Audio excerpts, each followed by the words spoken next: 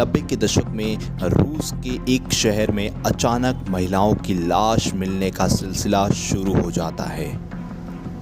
गौर करने वाली बात यह थी कि सभी महिलाओं को एक ही पैंतरे से मारा जाता है, यानी हथौड़ा, कुल्हाड़ी और चाकू से तड़पा तड़पा कर मारा गया था।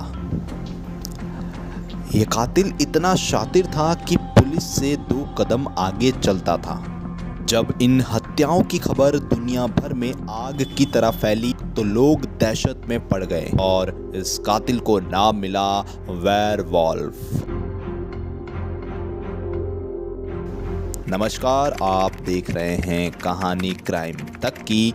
मैं हूं कृष्णा, लेकर हाजिर हो गया हूं रूस के उस खूनी दरिंदे की कहानी जिसे पकड़ने में पुलिस को सालों लग गए। सीरियल किलर को उसके अपराध के लिए पुलिस ने उसको नाम दिया द वेयरवॉल्फ। इस कहानी की शुरुआत होती है रूस के एक शहर इर्कुत्स्क से, जहां साल 1995 में एक महिला की लाश बरामद होती है। लाश पर कुल्हाड़ी, हथौड़ा और धारदार चाकू के कई निशान होते हैं।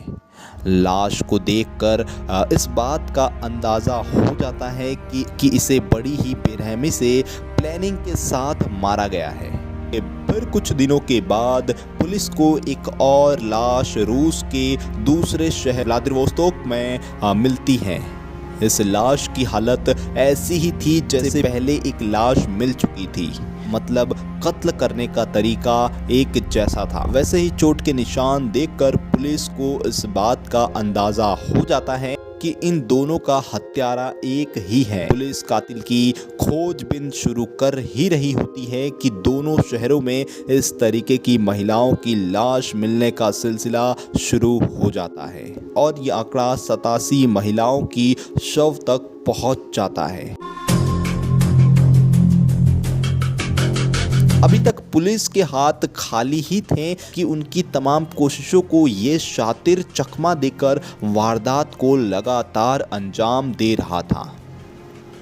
वो इतना चालाक था, हत्या के बाद शव सड़क किनारे जंगलों में फेंक देता था और कोई सबूत नहीं छोड़ता था। साल 1997 तक रूस में ऐसी खबरें सुर्खियां बनने लगी थी, लिहाजा अब पुलिस के पास इस सीरियल किलर को पकड़ने का दबाव भी बढ़ता जा रहा था। पुलिस को ये समझ नहीं आ रहा था कि कोई कातिल भला इतना शातिर कैसे हो सकता है कि मौकाए वारदात पर अपने जुर्म का कोई सबूत ना छोड़े।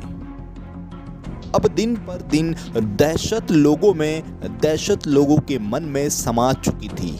तभी साल 2012 जब पुलिस को एक महिला का शव मिलने की जानकारी मिलती है, पुलिस वहां पहुंचकर तहकीकात शुरू कर देती है। जांच के दौरान उस महिला के शव के पास एक गाड़ी के टायर का निशान मिलता है।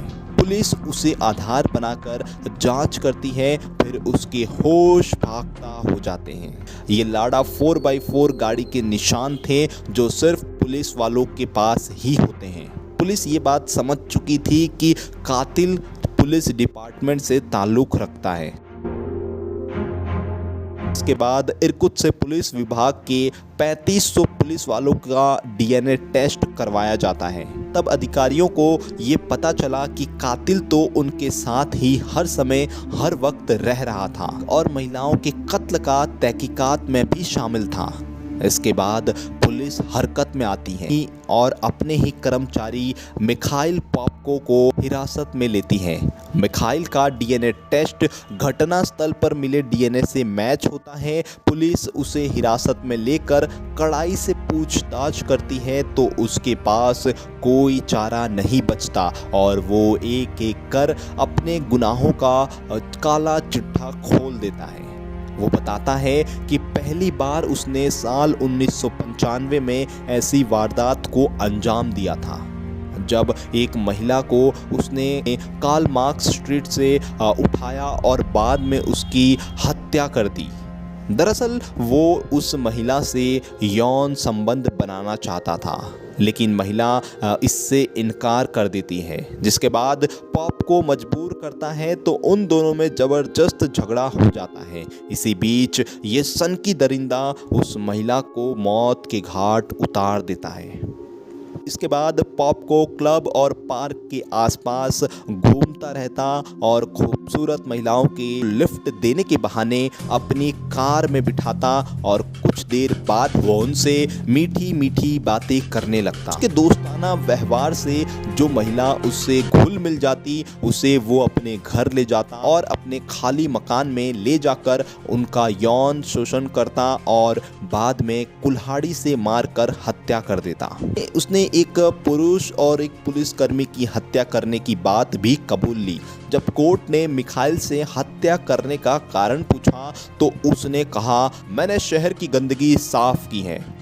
इन महिलाओं को उनके अनैतिक व्यवहार की सजा मिली है। इसका मुझे कोई पछतावा नहीं है। लेकिन कौन था मिखाइल पॉपको और कैसे जुर्म की दुनिया में दाखिल हो गया? आइए आपको बताते हैं इस खूंखार दरिंदे की कहानी। मिखाइल पॉपको का जन्म 7 मार्च 1964 नॉर्लिस क्रॉसक्रस में हुआ था और जल्द ही वो अपने माता पिता के साथ अंगाश चला गया।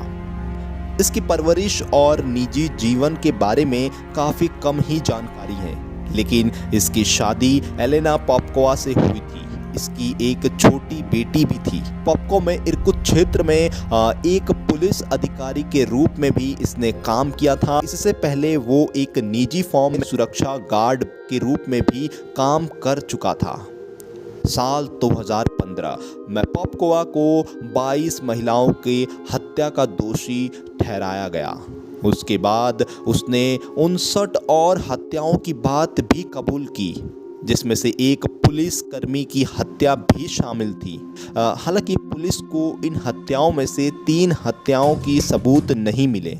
पॉपको हत्या करने के लिए कुल्हाड़ी, हथौड़ा, चाकू, पेचकस और कुदार का इस्तेमाल करता था।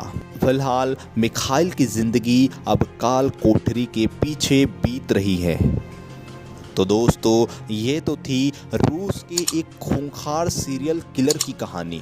ऐसी और भी सच्ची क्राइम की कहानियों के लिए सब्सक्राइब कीजिए हमारे चैनल को और देखते रहिए कहानी क्राइम।